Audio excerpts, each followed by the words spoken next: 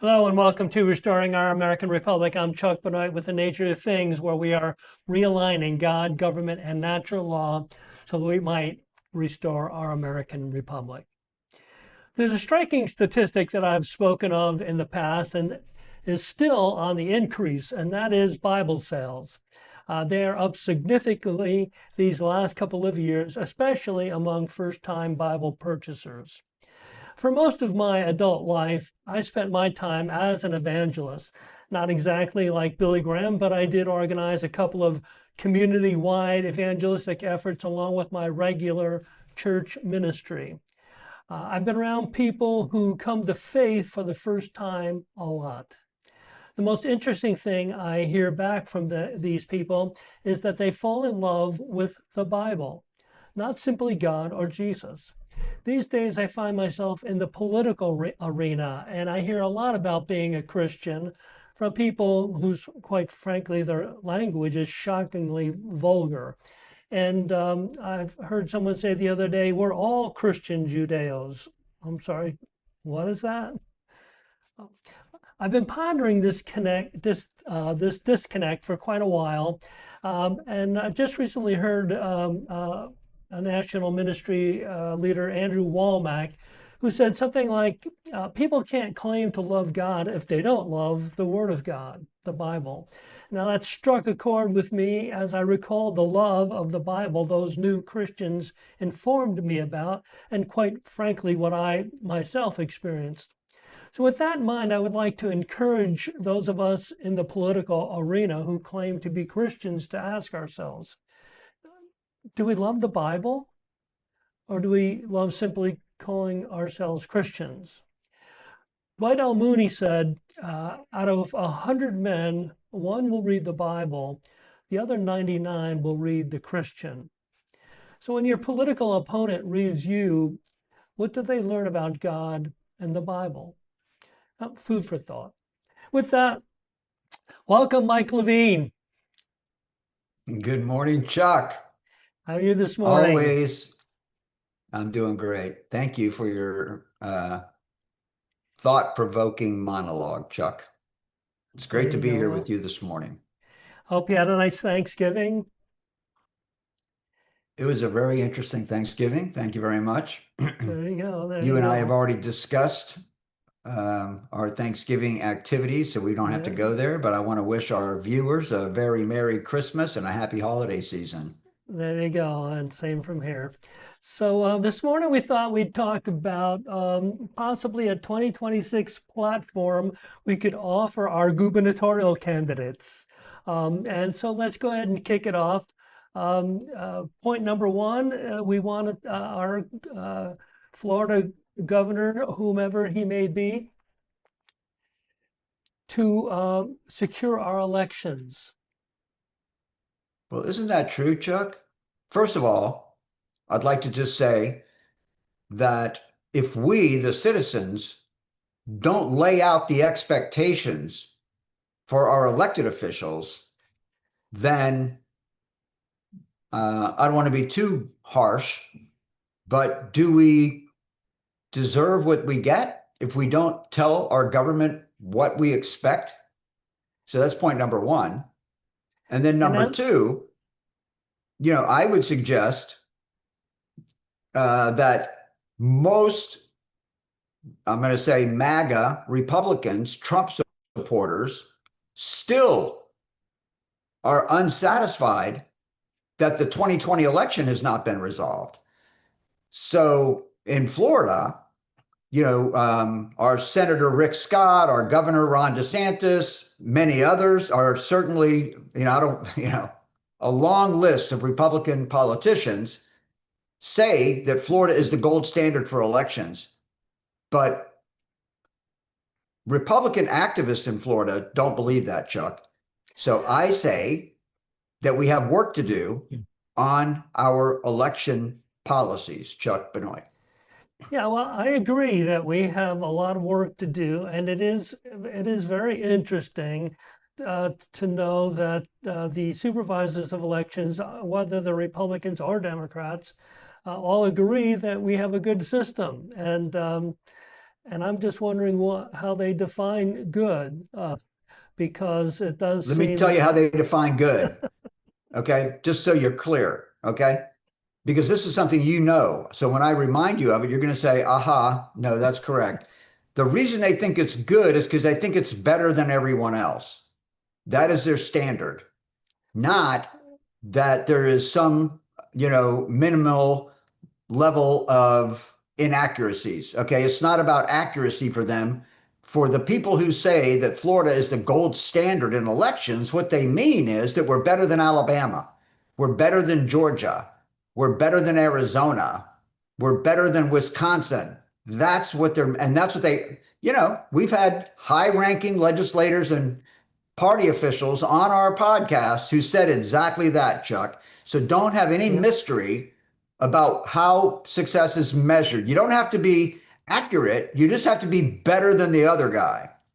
yeah, yeah. Well, yeah, I get that, and so if we're better than a lot of these other states, what can we do to improve what we're up to? I know we've talked about this in many different ways, and we're talking about it right now, with the idea of it being a platform for that we would offer our governor, but we want paper ballots, right? We want them hand counted in the precincts. That I think is primary, right? Very easy to audit, Chuck. I mean, Yeah, honestly and truly, even under the current laws, which require supervisors of elections to use tabulators and all that, scanners and tabulators, you could still have teams in every single precinct hand counting the ballots to tie the hand counted ballots in with the tabulators if you wanted to. And those people would volunteer, Chuck. In Lake County, Florida, you would find enough volunteers to staff every single precinct, and it wouldn't cost anything. But nobody wants to do that. And I just want to sew this into the conversation, Chuck. When we send Florida government officials to national association meetings, like the National Association of Secretaries of State, the National Association of Election Administrators, etc., it's like mowing, it's like when your lawn guy comes over and he's got chinch bugs from your neighbor's lawn, and then he comes back to your house, he puts those chinch bugs into your lawn.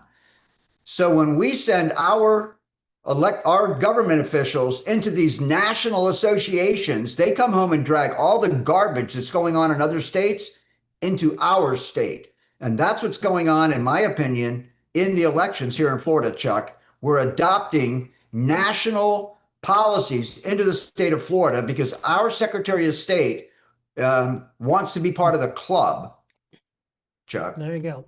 So regarding paper ballots, you sent me this. It was something that President Donald Trump put out, and I'm going to go ahead and read it for our people in case they missed it. Great news! Dallas County, Texas, just went to all paper ballots. Many others are following suit. More accurate, totally secure, with watermark, faster, and only 9% of the cost. All Republican governors should mandatorily do this, save money and freedom, lead the Democrats out of their corrupt ways. President Donald J. Trump. So it seems like President Trump is very much into hand counting paper ballots at the precinct level. So you think maybe our Republican governor might want to follow suit? When are Republicans across the United States of America going to start supporting our president, Donald Trump, who won in a landslide popular vote and electoral votes? When are Republicans going to start supporting this great president who's doing everything he possibly can to save our country from communism and from other non-American, non-Judeo-Christian influences that are seriously threatening to change the culture of this nation, Chuck? There you It's go. time. It's It is. time, It is. fellow Republicans. Right. So that should be part of our request from from any gubernatorial candidate. They should be supporting President Donald J. Trump. Again, Well, you underneath notice this, it's on my list, right, Chuck? sure, yeah. Oh, we're getting Paper to the ballots, list. hand counted in the precincts, There on you the go. list. And hardship Go ahead. mail-in ballots only. If I would imagine the military would be involved in being Of allowed course. to Of course. mail. You're not going to tell And your military people who are stationed abroad they can't vote. That's ridiculous. okay, sorry about that. Uh, yeah, military people should, and those who have other hardships. Yes. Um, and also we have in this list. That early voting would be a much shorter period of time, maybe a Thursday through Tuesday voting, Tuesday obviously being election day. Um, so that's another request that we would put on our platform for 2026. Right. Right. Right. And let me just tell you something, Chuck. When Ron DeSantis wanted to change the election law so that he could run for president and not have to resign as governor, he rewrote the whole election law. So that's kind of my approach to all of these legislative changes. Let's not tinker around with this clause and section or that one. Let's just rewrite the whole thing, get it the way we want it. That's There you my go. thought, Chuck. There you go. So, moving on to point number 2 on our gubernatorial platform, Florida energy policy. Prioritize nuclear and fossil fuel sources over renewables. That's a no-brainer. Right now, it seems to me like they've got about 1 million acres set up to house solar panels. How can we stop that? Can this next You know, government Chuck, it's stop that? amazing, right? Because I want to point out something to the audience right now. We're on number 2 of 5, and both of these first 2 issues affect literally every Floridian. So elections affect all of us. It determines who our representatives are. And then, of course, it would be great if leadership in Tallahassee would allow our representatives to represent us. But that's not happening. And that's a different discussion.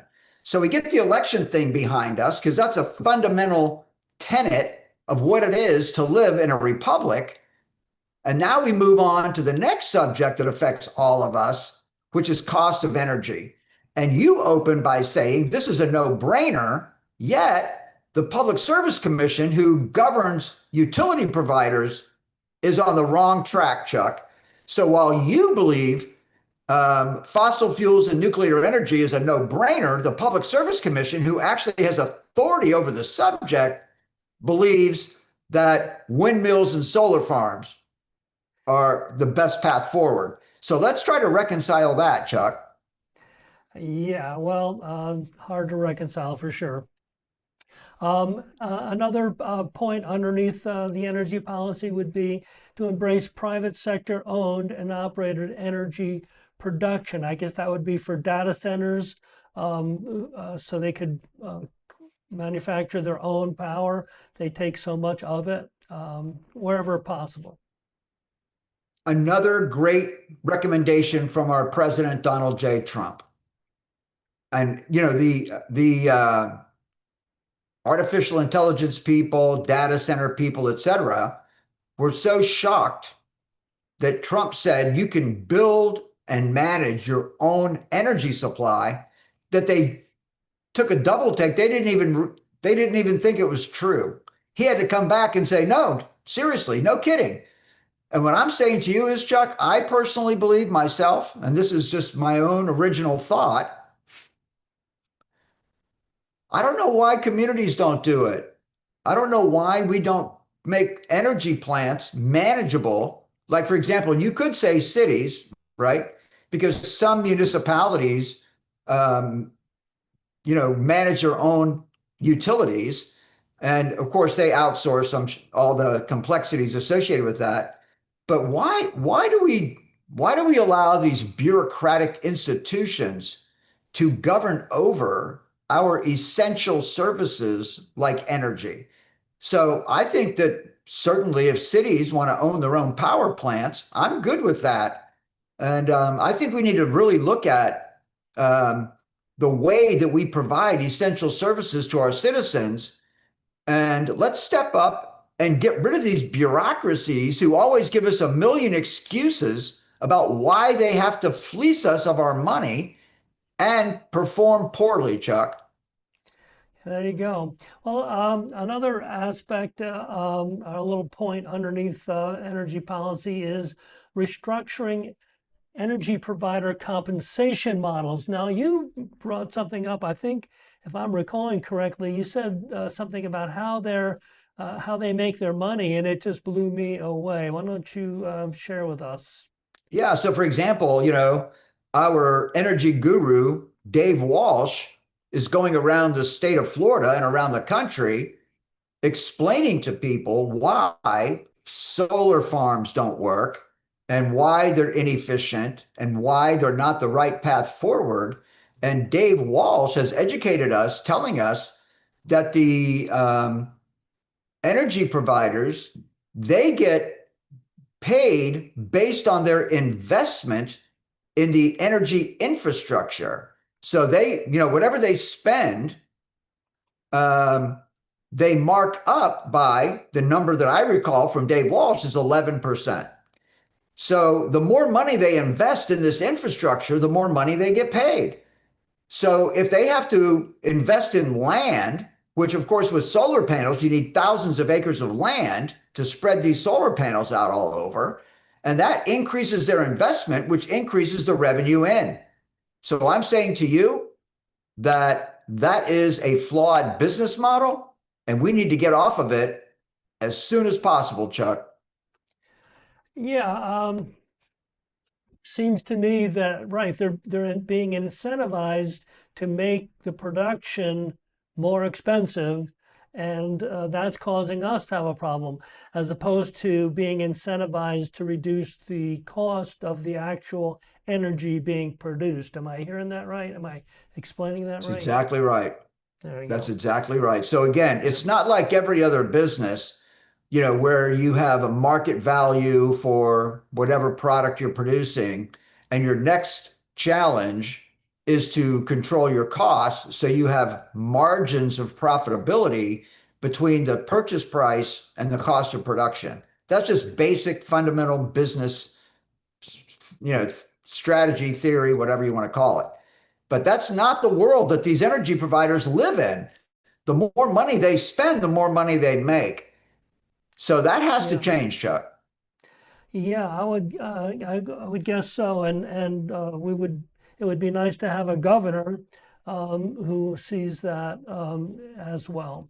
Um, well, our time is moving right along, so So let's before we move. move on, Go as ahead. our friend Dave Walsh points out, these energy providers are public utilities, they are monopolies, and they donate heavily to politicians like our governor. They should be prohibited from making political contributions. They are a public utility. So they should be prohibited from contributing to political campaigns, Chuck. Yeah, so much seems to be just so out of whack. It seems like a lot of people have been benefiting from insane perspectives and policies for a long time. But it would be nice if we had a governor who actually decided that they wanted to govern Florida for the people and not the utilities. Moving on to Florida housing policies. First on our list is to repeal the Live Local Act um, and Right. ban all housing subsidies. Why don't you take off on that for now? Yeah. So again, everything government touches gets worse. So you just have to look at it. It's just so astounding to me, right? Because again, I'm a realtor, so I understand. I've been involved with the Realtor Association for a long time, but I haven't been involved with the realtors for a few years. But I just saw um, past President Mike McGraw was did a little video because one of the local associations, one of the Florida associations CEO, a paid staffer, just got busted by Grady Judd for ripping off their association. And past President Mike McGraw came on and said that the reason that he's involved with the Realtor Association is because he believes in housing, home ownership, et cetera. Right. And I like Mike McGraw. He's a good guy. And, these people are smart. Mike McGraw's a really smart guy. But what never seems to get into the equation is that when we subsidize housing purchases, we create demand for housing. And everybody in the supply chain benefits from higher housing prices. So we as realtors, we talk about affordable housing all the time, but we never make progress. Actually, the attainability or affordability of housing year over year gets worse and worse and worse and worse. We never make any progress. And of course, the price of housing skyrockets, ebbs and flows, whatever the case might be, over horrible monetary policy. But I don't want to get into the weeds on it. I want to talk about affordability right now. And when you subsidize housing purchases, you create demand for housing in a market where housing is already not affordable for more than 50% of the households in the state. So why are we subsidizing housing? That's the question. And the reason is because everybody, including the state of Florida, makes more money when real estate transfers at higher prices. The higher the price, the more money the state of Florida makes. The higher the price, the more money real estate brokers make. The higher the price, the more money mortgage brokers and bankers make. Okay, so keep in mind that every time real estate transfers, there are several taxes that are tied to the purchase price and to the mortgage amount that benefit the state of Florida. So affordable housing is really not desirable for the people who create housing policy, Chuck. I'll leave it there, although there's much more to be said about that subject. Go ahead. Well, yeah. Another thing you have here is to abolish the Sadowski Fund. Why don't you inform us as to what that is? Yeah. So again, basically what happens here is um, as we drive housing values through subsidies and other um, economic mechanisms, obviously we create an affordability problem. So there has to be a mechanism. Otherwise, you're going to have half of the population homeless. So we have to put some kind of a mechanism in place to provide housing for these people who can't afford housing. So we set up the Sadowski Fund many, many years ago in the 90s, probably could be as early as the late 1980s, but certainly in the 90s, 1990s, the Sadowski Fund was in place. I've been a realtor since 1993, and the Sadowski Fund has been around the whole time. So what happened there was the state of Florida raised the documentary stamps on the deed from 60 cents per hundred to 70 cents per hundred and dedicated the 10-cent increase to the Sadowski Fund, which is a huge amount of money. So now the Sadowski Fund provides funding for developers to build high density multifamily housing apartment complexes so that we can put Section 8 government subsidized tenants into those buildings. And I prefer a free market approach to housing. And as long as you keep exacerbating high housing prices through subsidies and then literally gifting apartment complexes to developers, everybody's in the loop making a lot of money, but the problem never gets solved, Chuck. So I say we should eliminate the Sadowski Fund. And of course, my friends at the Realtor Association have been defending the Sadowski Fund for as long as I've been a realtor. And I already told you, I've been a realtor since 1993. The Sadowski Fund is a big deal for the realtors. And before we get off that subject, well, we'll leave it there for now. There you go. We are quickly going through our time here. I don't really want to push or rush through our last couple of topics here. So let's stay on the whole idea of housing policies until the end, and then possibly Thursday we can revisit this. So the next thing on our list is to abolish Florida Housing Finance Corporation. Now, what's the Florida Housing Finance Corporation? Again, it's another mechanism, Chuck. Since we are crushed on time, let's just say that the Florida Housing Finance Corporation is another mechanism that provides funding for down payment assistance for purchasers, provides funding for developers to build high density apartment complexes, et cetera. And again, in order to create a free market housing economy, you just get the government out of it, which would include the Florida Housing Finance Corporation. And ladies and gentlemen, remember, this is us, me, Chuck, creating a platform for our next governor. So we'd like for the gubernatorial candidates to take a look at this and align with our economic strategies instead of the big government, big bureaucracy strategies that we've been applying to our economy for decades. Chuck. There you go. There you go. The final point we have on Florida housing policy in our gubernatorial platform is to prohibit Wall Street from owning small residential properties. That's a bigger concern, that issue that than I ever thought of.